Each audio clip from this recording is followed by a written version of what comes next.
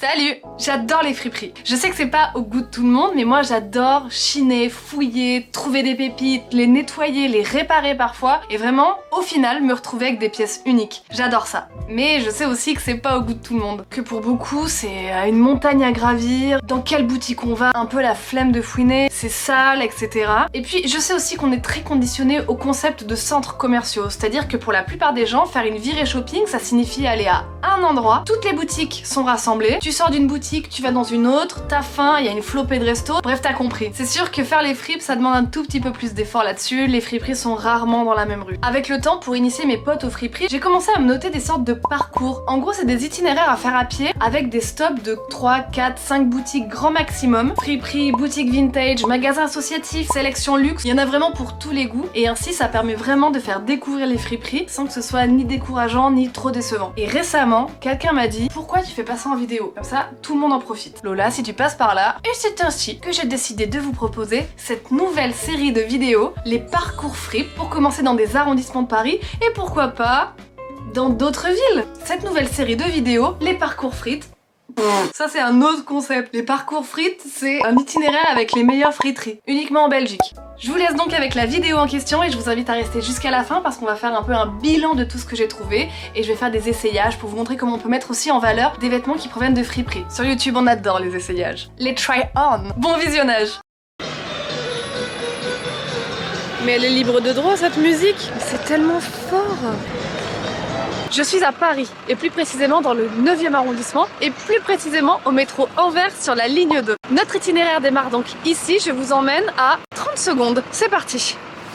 1, 2, 3, 4... Non, je rigole. Quand je vous dis que je suis dans le 9e arrondissement, je vous avoue que ça se joue à pas grand chose parce que je suis actuellement sur le terre-plein du boulevard Marguerite de Rochechouart et en gros le terre-plein sépare deux arrondissements, donc si je me mets un peu à droite, je suis dans le 9e, mais si je me mets genre là, je suis dans le 18e. Donc ça se joue à pas grand chose. On commence ce parcours avec la boutique Emmaüs du boulevard Marguerite de Rochechouart qui est une de mes préférées tout simplement et je vous y emmène.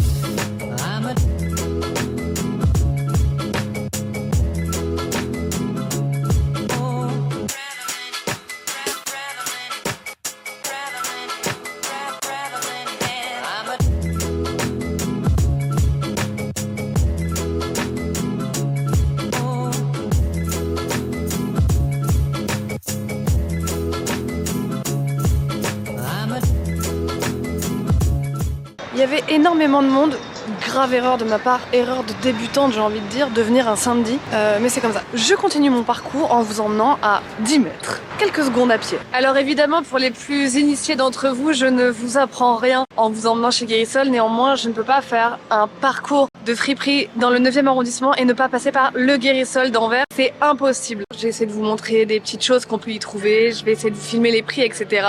Pour ceux qui aiment pas trop fouiner en friperie, ça va pas être votre préféré, c'est un passage obligatoire.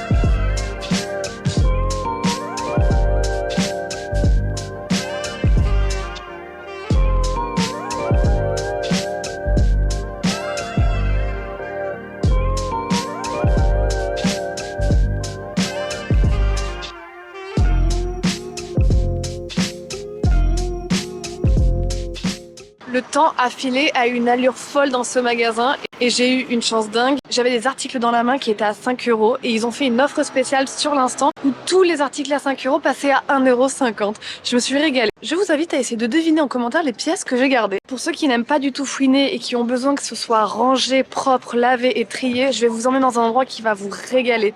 C'est une de mes boutiques vintage préférées de Paris, pas seulement du 9e arrondissement, mais de Paris. C'est une vraie boutique vintage avec des vraies pièces d'époque. On prend la rue Guérando, c'est à quelques mètres, encore une fois, et je vous emmène avec moi chez Antirouille.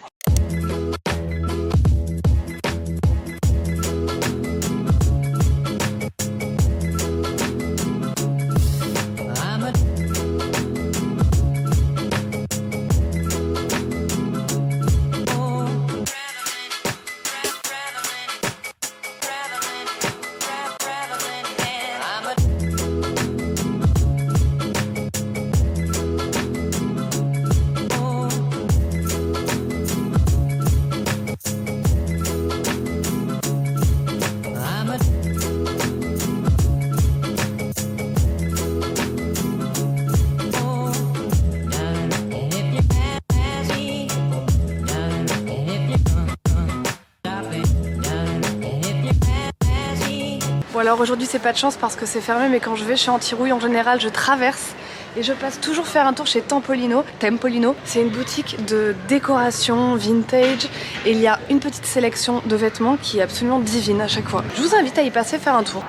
J'ai évidemment fait une petite acquisition chez Antirouille. D'après vous, est-ce que j'ai pris la jupe en jean, la jupe beige ou le petit kilt? Je vous laisse deviner. Et enfin, on va terminer par la dernière boutique et pas des moindres. Je vous emmène chez Celia Darling Vintage qui est rue Henri Monnier. Là, c'est le trajet à pied le plus long qu'on va faire, c'est-à-dire 10 minutes. 10 minutes à pied entre les deux boutiques, ce qui ne vous empêche pas de vous arrêter, faire une petite pause.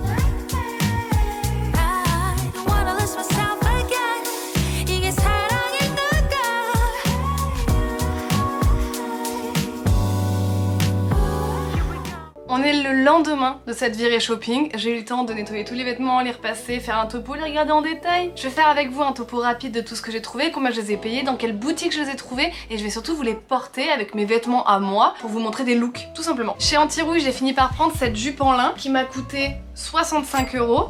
J'ai adoré la fente crantée comme ça, la découpe de la fente, j'ai trouvé ça hyper original. La marque c'est Franck & Fils. Sandrine de la boutique Antirouille m'a expliqué que c'était une boutique parisienne dans le 16e arrondissement qui vendait à la fois d'autres marques mais qui avait fini par faire sa propre marque qui est Franck & Fils. Je la trouve superbe, je suis trop contente. Au Guérissol, j'ai trouvé ces deux petits pulls qui étaient à 5 € pièce et qui, je ne sais pas pourquoi, pendant que j'étais là, sont passés immédiatement à 1,50 €. Les voici une fois lavés. Alors celui-là, immense coup de cœur, ça c'est celui que je vais appeler le polo du Pépé Henri. Pourquoi? Parce que mon grand-père s'appelait Henri qui portait exactement ce style de polo. Je l'adore. Je l'adore, la matière elle est trop cool, le col est trop beau, le détail est trop joli, la petite poche, bref je l'adore, il est impeccable une fois lavé et repassé, il n'y a rien à dire, je crois qu'il n'y a pas un seul fil,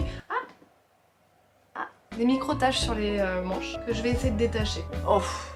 Même à la caméra ça se voit pas. Mais il n'y a pas de fil tiré, franchement il est impeccable et je l'adore, 1,50 €. Ensuite celui-ci qui est dans une matière un petit peu plus discutable on va dire mais que j'aime beaucoup, je le trouve trop mignon.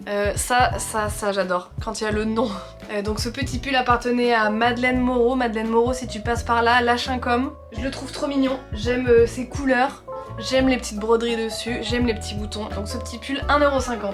Ensuite j'ai trouvé cette robe, comme quoi j'ai eu vachement de chance parce que je cherche depuis des semaines une petite robe jaune pour l'été. J'aime énormément sa fluidité, elle est ultra transparente mais sa fluidité est dingue. Je sais pas encore si je vais garder les épaulettes parce que je trouve ça cool et en même temps ça fait une carrure un peu chelou. Et il manque un bouton, mais ça je pense que je peux le retrouver très facilement. Je me demande même si j'ai pas déjà ce genre de bouton. Je l'adore et je l'ai payé 5 €. Et enfin celle-là, je sais qu'elle est un peu chelou, elle a une vibe très Tumblr 2015 mais je cherche des robes à manches longues en ce moment. J'ai aimé les couleurs, j'ai aimé la fluidité. Ce serait pas un peu une robe de babos qui revient de Thaïlande? Peut-être, mais voilà. J'ai aimé ces manches longues, les petits boutons en bois et la couleur. Et enfin pour terminer, chez Celia Darling Vintage, j'ai trouvé cette ceinture. Je cherchais genre une ceinture décorative. Les ceintures un peu, vous voyez, d'inspiration les Chanel. Sauf que les Chanel, c'est une fortune. Et je suis trop contente d'avoir trouvé celle-là dorée, je la trouve trop mignonne. Bilan de cette journée, j'ai trouvé que des trucs dont j'avais un peu besoin, donc je suis très contente. J'ai pas non plus fait des achats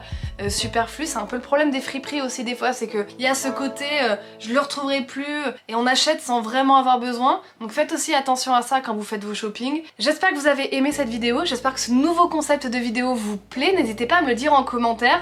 J'espère vous avoir donné envie d'utiliser mon friptinéraire. N'hésitez pas à me mentionner quand vous faites des trouvailles dans ces boutiques. Vraiment, ça m'intéresse. Quant à moi, je vous souhaite un bon week-end et je vous dis à dans 2 semaines pour une prochaine vidéo. Ciao!